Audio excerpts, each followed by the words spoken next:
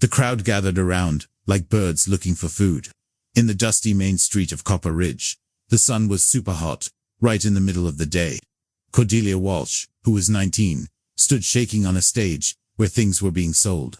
Her pale hands held tight to her only dress, which was old and worn. But this wasn't like selling cows. This was much scarier. Silas Blackwood leaned against a pole outside the saloon. His gold teeth shined as he smiled at what he was getting. The problem was clear. Her guardian, who was like her protector, loved to gamble, and he lost everything. Now, Cordelia would have to pay for it. The town watched quietly, feeling a bit weird as Sheriff Morton got ready to give the scared girl away. It was to pay a debt that should never have involved a person. Cordelia's mind was rushing with desperate thoughts. How did it get this bad? Just 3 months ago, she was helping Mrs. Patterson at her bakery, dreaming of maybe teaching school someday. Now, she stood like an animal, about to be bought by the meanest man in 3 counties. Her heart thumped against her chest as Blackwood's cold eyes looked her over. Thinking about how much she was worth to him, the sheriff coughed, looking away from Cordelia's pleading eyes.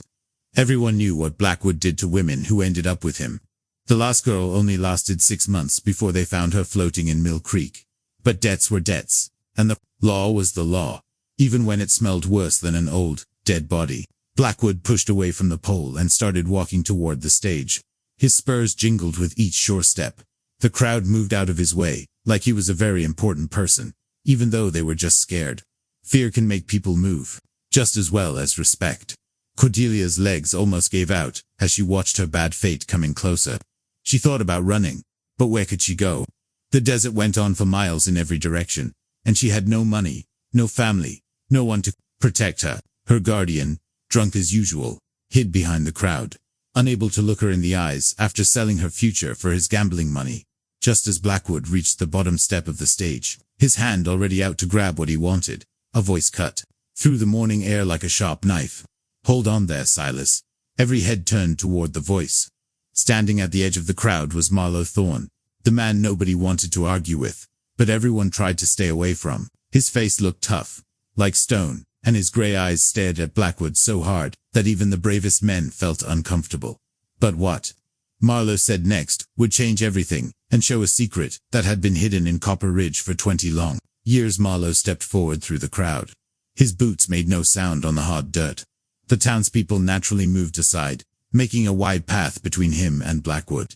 Everyone knew the stories about Marlowe Thorne, the man who had killed 3 bad guys trying to steal land with just his bare hands, who had burned down a bad sheriff's office in Deadwood, who lived alone on his ranch with sad memories that no one dared talk about.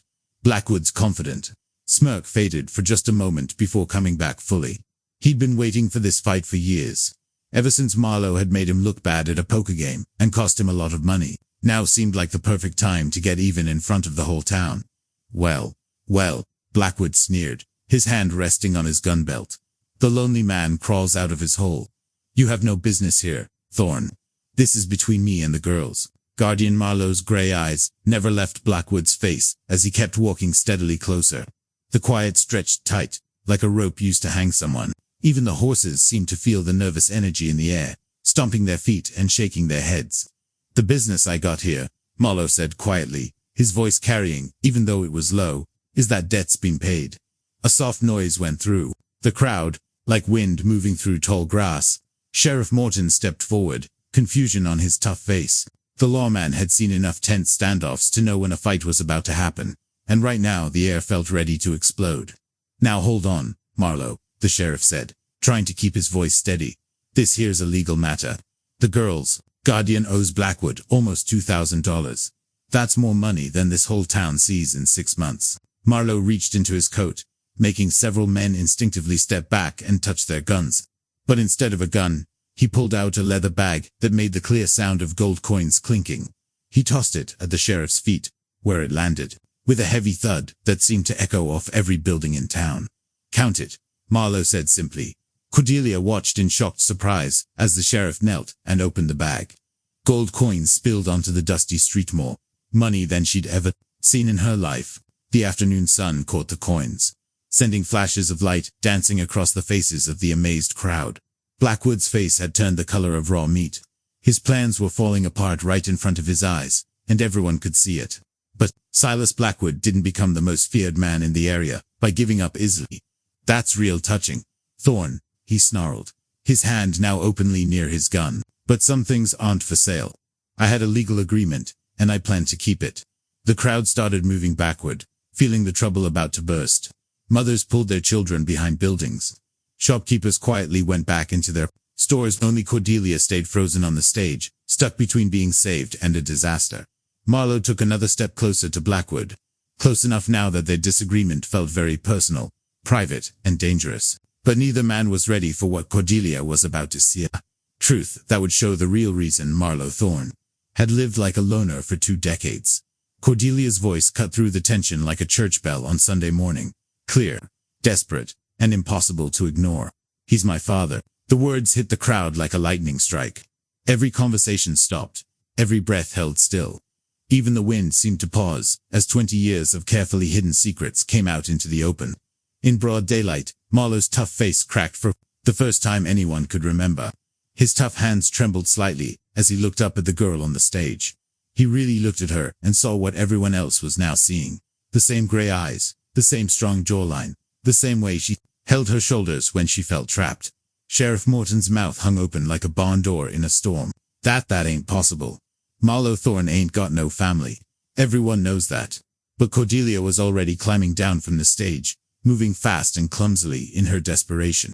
My mother was Elizabeth Walsh. She worked at the hotel 20 years ago. She told me before she died. She told me who my real father was. The crowd pressed closer despite the danger, hungry for details that would give them something to talk about for months. This was better than Christmas and 4th of July all rolled into one big scandal. Blackwood's face had gone from red to purple, to a sickly white. His carefully planned schemes weren't just failing. They were blowing up in his face like a stick of dynamite. You're lying, he spat, but his voice didn't sound sure. Elizabeth Walsh was a woman who took money from half the men in this area. Marlowe moved so fast that most people missed it. 1 second he was standing 10 feet away. The next his fist was hitting Blackwood's jaw, with a sound like an axe hitting hard wood. The mean man spun twice before falling to the dirt, blood streaming from his split lip. Watch your mouth when you speak about her, Marlowe growled, standing over Blackwood who was lying on the ground. Elizabeth was worth 10 of you. Cordelia reached them, just as Blackwood was trying to get to his feet, his hand automatically going for his gun. But Sheriff Morton stepped between them, his own gun drawn, and pointed at the ground as a warning. That's enough. The lawman shouted. Everybody calm down before somebody gets killed. Blackwood wiped blood from his mouth, his eyes burning with shame and anger. Being knocked down in front of the whole town was bad enough, but being knocked down to protect a dead woman's honor was the kind of insult that needed a fight to the death. This ain't over. Thorne, he snarled, backing toward his horse. Not by a long shot. That girl owes me, and I always get what's mine. As Blackwood got on his horse and rode away, Cordelia finally stood face to face with the father she'd never known. But the happy meeting she'd dreamed of was about to become a nightmare when they found out what Blackwood had left behind. The crowd started to leave, but their whispers followed them like dust clouds after a stampede. Marlowe stood awkwardly before Cordelia. This man, who could face off against armed killers but seemed terrified of his own daughter's hopeful gaze. Elizabeth never told you anything else about me? Marlowe asked quietly, his voice rougher than usual. The weight of 20 lost years pushed down on his shoulders like a mountain of sadness. Cordelia shook her head. Her own feelings a mix of hope and fear. Just your name and that you were a good man who'd gotten a bad reputation. She made me promise never to look for you unless ... double quotes. Her voice trailed off. Unless what? Unless I had no other choice. The honest words hit Marlowe harder than Blackwood's punch would have. Here was his daughter, his own flesh and blood, and she'd only looked for him because she was in deep trouble. 20 years of choosing to be alone suddenly felt like a cowardly choice it had always been. Sheriff Morton cleared his throat, still trying to understand what he'd seen. Marlowe, I got to ask, did you know about the girl? Marlowe's gray eyes found Cordelia's face again, remembering features he should have watched grow and change over 2 decades. Elizabeth came to see me once, about 19 years ago. Said she was carrying my child, but didn't want nothing from me. Said a man like me would only bring trouble to a baby. The pain in his voice was so real that even tough cowboys looked away. Cordelia felt her heart breaking for this lonely man who had convinced himself that loving someone meant staying away. She was protecting you, Cordelia whispered. From the bounty hunters. From the men who wanted you dead.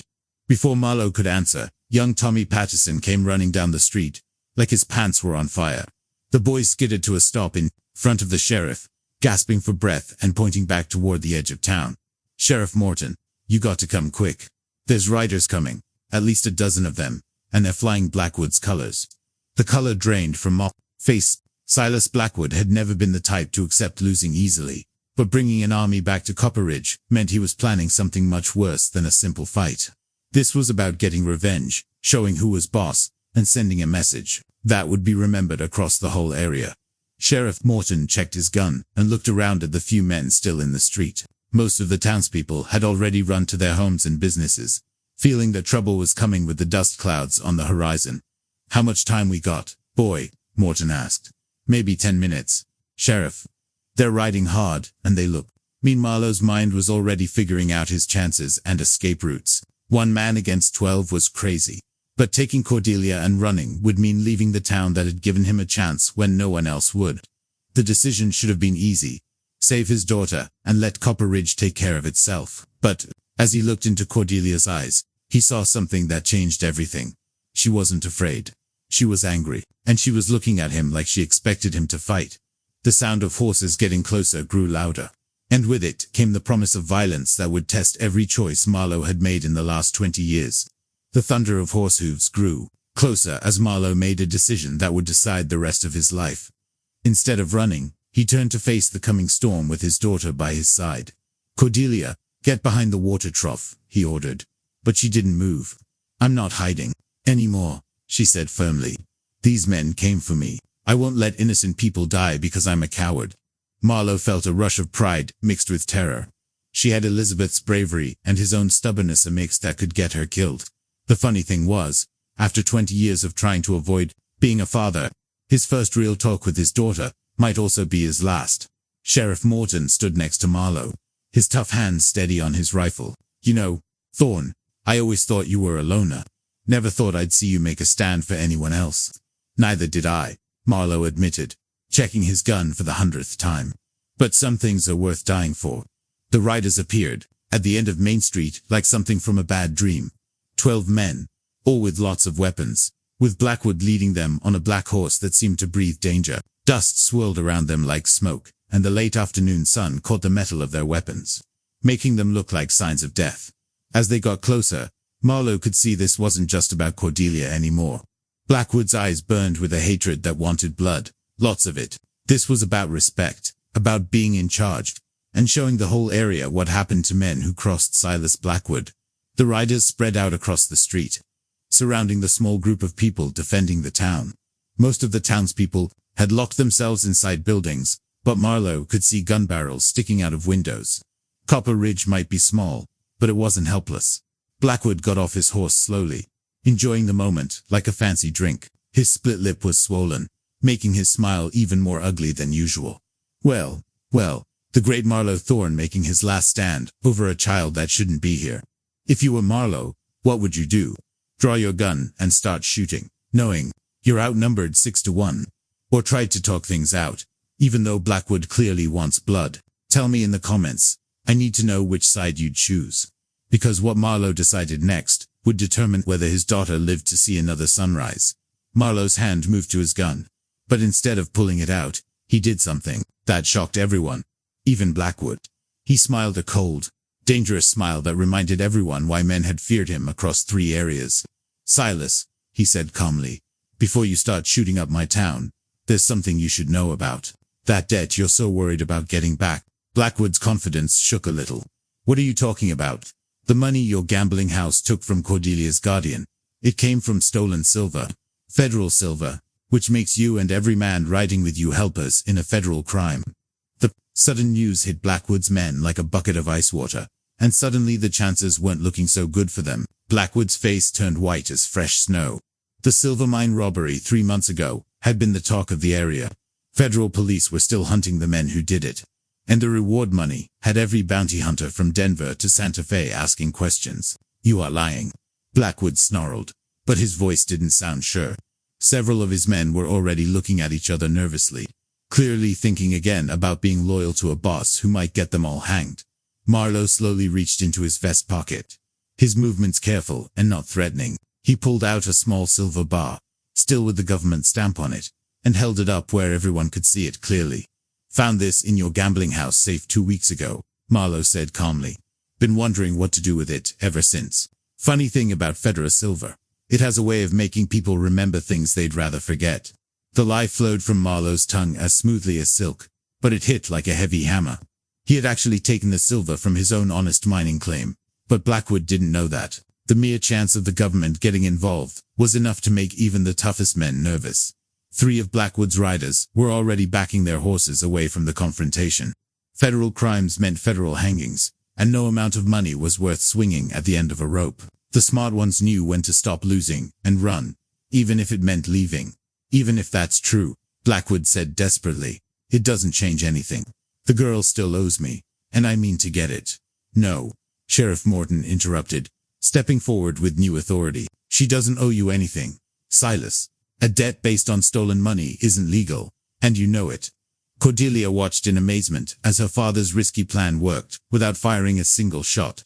He had turned a dozen armed men into a handful of increasingly nervous criminals. But she could see in Blackwood's eyes that being desperate was making him dangerous in a whole new way. Blackwood's hand moved to his gun, his face twisting with rage and shame. "I don't care about federal silver or legal debts.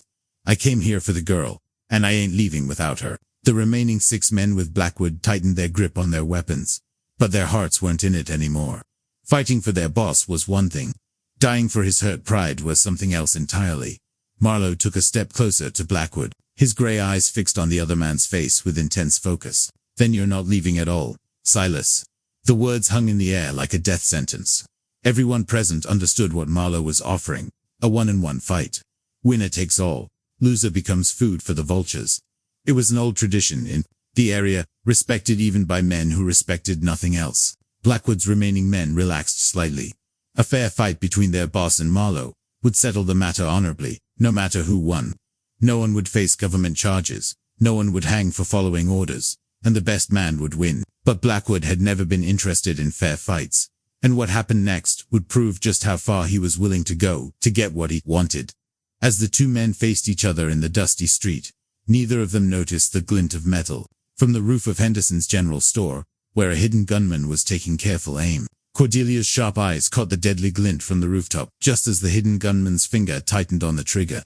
20 years of living on the edge of survival had taught her to notice things others missed. And right now, what she noticed was about to kill her father. "Marlowe, get down!" she screamed, throwing herself forward just as the rifle cracked like thunder from above.